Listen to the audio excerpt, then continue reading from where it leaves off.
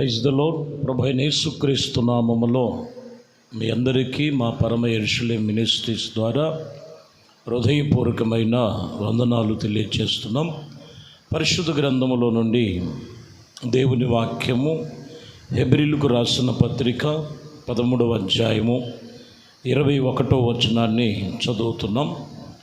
యేసుక్రీస్తు ద్వారా తన దృష్టికి అనుకూలమైన దానిని మనలో జరిగించుచు ప్రతి మంచి విషయములలో దేవుని చిత్తమును నెరవేర్చి దేవుని యొక్క ప్రణాళిక చొప్పున జరిగించున్నట్లు మనము సిద్ధముగా ఉండవలెనని లేఖనములు సెలవించిన ప్రకారము ఈ వాక్యములో మనం గమనించినట్లయితే దేవుని దృష్టికి అనుకూలమైన దానిని జరిగించుచు ప్రతి మంచి విషయంలో తాను చిత్తము ప్రకారముగా చేయుటకు మిమ్మల్ని సిద్ధపరచుకొనుగాక అని వాక్యం ఇక్కడ చెబుతూ దైవజనుడు పౌలు గారు ఇక్కడ చెప్తున్నటువంటి వాక్యములో దేవుని దృష్టికి అనుకూలమైనది చేయవల్లని ఈరోజు మనము వాటి విషయములో సిద్ధపాటు కలిగి ఉండాలి. ఈరోజు మనము గమనించినటువంటి విషయములో మనుష్యుడు తనకు అనుకూలమైనదే చేస్తారు. తనకు అనుకూలమైనదే ఎక్కువ శాతం జరిగించడం వలన ఏది వాళ్ళకు అనుకూలంగా ఉంటుందో, ఏది సులువుగా ఉంటుందో వాటిని బట్టి నడుస్తూ ఉంటారు. ఆత్మీయ జీవితం అనేది దేవునితో నడుస్తున్న జీవితం. దేవునితో నడిచే ప్రతి ఒక్కరూ కూడా దేవుని దృష్టికి అనుకూలమైనదే జరిగించినప్పుడు అప్పుడు ఆయన నీ పట్ల ఆయన ప్రణాళికను నెరవేరుస్తారని వాక్యం చెప్తున్న మాట. చూడండి,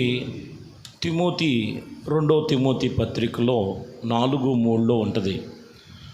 కొందరు హితబోధ యందు దురద చెవులు కలిగిన వారై తమకు అనుకూలముగా ఉన్నటువంటి మాటలకు చెవియొగ్గుతారని వాక్యం చెప్తూ అట్టివారు మోసకరమైనటువంటి తలంపుల్లో పడిపోతారని వాక్యం చెప్పకనే చెప్తుంది.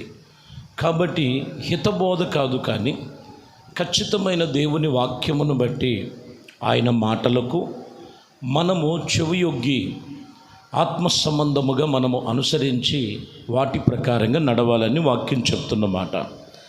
అలాగే మొదటి సమూయేలు గ్రంథములో 3వ అధ్యాయము 18వ వచనం, సమూయేలు దేనిని మరుగు చేయక సంగతులంతయు కూడా అతనికి చెప్పాను. ఏలీ విని సెలవిచ్చినవాడు యెహోవా తన దృష్టికి అనుకూలమైన దానినే ఆయన చేయునుగాక అని మరి ఇక్కడ ప్రవర్త అయినటువంటి ఏలీ చెప్తున్నటువంటి మాట. బాలుడైన సమూయేలు దేవుని మందిరంలో మరి ఉన్నప్పుడు దేవుడు ఆయనతో మాట్లాడుతున్న స్వరముతో వినపడుతున్నప్పుడు ఏలీ దగ్గరికి వచ్చి, మీరేమన్నా నన్ను పిలిచారా, మీరు నాతో ఏమైనా మాట్లాడారన్నప్పుడు నేను మాట్లాడలేదు, కానీ సరిగా ఏం మాట్లాడుతున్నారో ఏం చెప్తున్నారో నువ్వు విను అని చెబుతూ ఏలీ దైవజనుడు అంటాడు, యెహోవా తన దృష్టికి అనుకూలమైన దానినే ఆయన చేయునుగాక. దేవుడు ఆయనకు అనుకూలమైనదే చేస్తారు, కానీ మనుషులకు అనుకూలముగా తన ఆలోచన ప్రకారంగా జరిగించేది కాదు. ఈరోజు ఖచ్చితంగా చెప్తున్న మాట, దేవుడు తన దృష్టికి అనుకూలమైన దానినే మనలో జరిగిస్తారు. ఎప్పుడు మనకి అనుకూలముగా మనము దేవునికి అనుకూలముగా మనం ఉన్నామనేది చూస్తే వాక్యములో మరి 2వ దినవృత్తాంతముల గ్రంథములో 31వ అధ్యాయము 20వ వచనములో ఉంటుంది. హిజ్కియా యూదా దేశమంతటా ఇలాగున్న జరిగించుచు తన దేవుడైన యెహోవా దృష్టికి అనుకూలముగా ప్రవర్తించగా నమ్మకముగా పనిచేసినప్పుడు దేవుడు ఇదిగో ఆశించినట్లుగా దేవుని మందిరము సేవ మరి ధర్మశాస్త్ర విషయములలో ఆరంభించి ప్రతిష్ఠించబడిన ప్రతి పని అతని హృదయపూర్వకముగా జరిగించి వర్ధిల్లెను అని రాయబడి ఉంది. ఇక్కడ కూడా మనం గమనించినట్లయితే యెహోవా దృష్టికి అనుకూలముగా ఏదంటే యథార్థముగా నడుచుకునటమే. హిజ్కియా దేవుని సన్నిధిలో యథార్థంగా నడుచుకున్నాడు కాబట్టి మందిరము పనిలో కానీ, ధర్మ విధులు కానీ, అలాగే దేవుని పని విషయంలో కానీ అలాగున జరిగించారు కాబట్టే వాక్యం చెప్తున్న మాట, అతనిని దేవుడు అన్ని విషయాలలో కూడా వర్ధిల్ల చేసినట్లుగా రాయబడింది. మనము ఎప్పుడు వర్ధిల్లుతున్నామంటే నీ హృదయమును దేవుని వైపు తిప్పబడి యథార్థమైన హృదయముతో నువ్వు నడుచుకున్నట్టే దేవుడికి అనుకూలమైనది. దేవునికి అనుకూలమైనది మీరు అనుసరించి నడుచుకోగలిగితే దేవుని నమ్మినటువంటి బిడ్డలకు అన్ని విషయాల్లో వర్ధిల్ల చేస్తాడు. ఆయన కృప మనకు తోడై ఉంటుందని వాక్యం ఇక్కడ చెప్తున్నటువంటి విషయం. అలాగనే దీనవృత్తాంతముల 2వ గ్రంథములోనే 14వ అధ్యాయము 2వ వచనములో ఆస తన దేవుడైన యెహోవా దృష్టికి అనుకూలముగాను యథార్థంగా నడుచుకున్నాడు. అందుకనే వాక్యం చెప్తున్నటువంటి విషయంలో 5లోకి వచ్చేళ్ళకి ఉన్నత స్థలములలో సూర్య దేవతా స్తంభములను యోధావారి పట్టణములో నుండి తీసివేసి అతని యొక్క ఏలిబడినటువంటి రాజ్యం అంతా కూడా నెమ్మదిగా ఉండినట్లుగా రాయబడి ఉంది. అంతటి నెమ్మది పొందుకునటానికి గల కారణం ఏంటంటే ఇక్కడ ఆసాను కూడా మనం గమనించాలి. దేవుని దృష్టికి అనుకూలముగా నడిచాడు. అనుకూలముగా తన పరిపాలనలో ఆ విధానములలో ఏది దేవునికి వ్యర్థమైనవి ఉన్నాయి, ఏవి దేవునికి ఇష్టము లేనివి, దేవునికి హేయమైనవి ఏమైనా ఉన్నాయో వాటిని తీసివేయటం జరగటం ఇక్కడ ఎప్పుడైతే ప్రారంభించాడో అక్కడ కూడా చూస్తున్నటువంటి విషయంలో ఆ రాజ్యం అంతా కూడా నెమ్మదిగా ఉన్నది అనేది మనం ఇక్కడ చూడొచ్చు.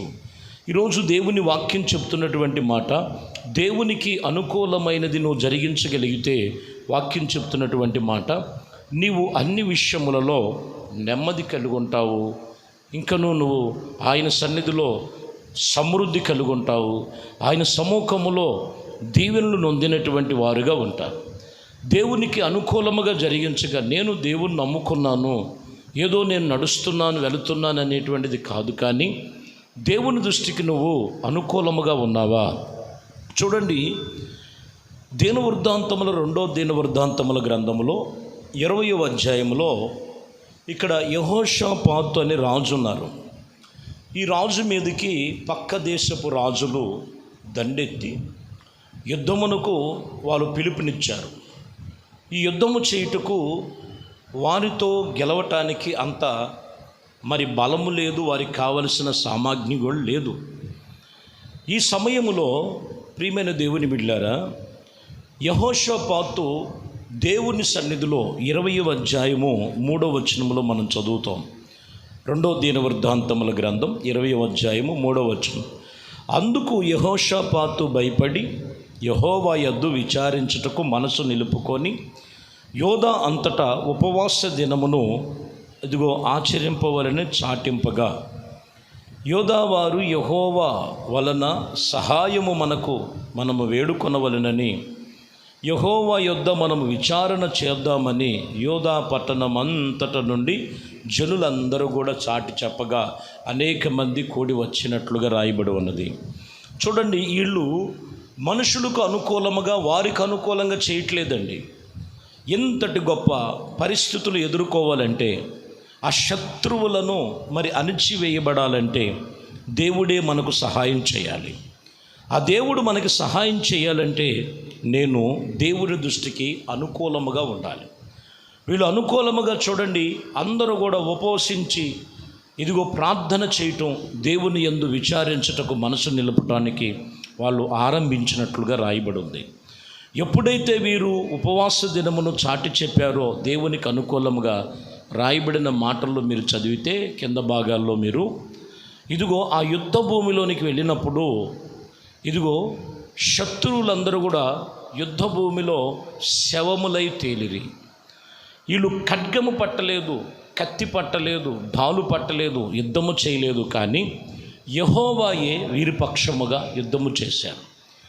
ఇదిగో వీళ్ళందరికీ ప్రతికూలతలు వచ్చినప్పుడు ఉపవాస ప్రార్థన చేసి ఉండగా దేవుడు వారికి, వారి దేశానికి అనుకూలపరిచినట్లుగా రాయబడి ఉంది. ప్రియమైన దేవుని బిడ్డలారా, ఈ వాక్యం వింటున్నటువంటి మీ జీవితాలలో ఒక్కసారి మీరు జ్ఞాపకం చేసుకోండి. మీకు కొన్ని ప్రతికూలతలు వస్తున్నాయేమో, కొన్ని ఇబ్బందులు, కొన్ని శోధనలు, లేకపోతే కొన్ని చిక్కు సమస్యలు, ఇటువంటివి ఎన్నో మనిషి జీవితంలో పొడచూపుతున్నట్లుగా కనపడచ్చు. కానీ దేవుని నమ్ముకున్నావు అని చెప్పుకుంటున్నావేమో. కానీ ఈరోజు వర్తమానము ద్వారా ప్రభు నీతో మాట్లాడుతున్న మాట, ఇదిగో నీవు దేవునికి అనుకూలమైన భక్తి చేస్తున్నావా? దేవునికి అనుకూలముగా యథార్థంగా నడుచుకున్నటే అదే దేవుడికి అనుకూలం. దేవుని సన్నిధిలో నమ్మకముగా ఉండుటయే అదే ఆయనకు అనుకూలం. శ్రమలలో, కష్టములో, ఇబ్బందుల్లో ఎంతోమంది పని చేశారు దేవుని మందిరం యొక్క పని అంతా కూడా. కారణం ఏంటంటే దేవుడికి ఇష్టమైనవి చేయగలిగినప్పుడు అక్కడ నెమ్మది కలిగింది. శత్రువులు అణిచివేశారు. అనేకమైనటువంటి పరిస్థితులు వారి జీవితంలో జీవితముగా మార్చబడి ఉంది. అట్టి జీవితముని జీవితములో ప్రభు కొనసాగించాలని ఆశపడుతున్నావా? ఈ ఉదయం ఈ వాక్యం వింటున్న నీవు ఒక్కసారి జ్ఞాపకం చేసుకో. నీకు అనుకూలంగా కాదు, మొదటిగా నీవు దేవునికి అనుకూలంగా భక్తి చేయటం, ఆయనతో నడవటం, ఆయన వాక్యమును బట్టి యథార్థంగా పరిశుద్ధముగా జీవించే జీవితమును నువ్వు పాటించు, ఏర్పరచుకో, సిద్ధపాటు కలిగి ఉండు. దేవుడు నీకు సమస్తము అన్నీ కూడా రాబోతున్న దినాల్లో నీకు అనుకూలముగా ఆయన మార్చగలిగిన శక్తి కలిగిన దేవుడు నేను ప్రకటిస్తున్న యేసుక్రీస్తు. కాబట్టి ఇప్పటి వరకు ఏదైనా నీకు ప్రతికూలతలు ఎదురైతే వాటి విషయంలో చిన్న ప్రార్థన చేసుకో. మీ కొరకు నేను ప్రార్థన చేస్తాను. ఇది మొదలుకొని మాకు, మా కుటుంబాలకు, మా వ్యవస్థకు ఇదిగో అనుకూలముగా మార్చు ప్రభువా అని ప్రార్థనలో ఏకీభించండి.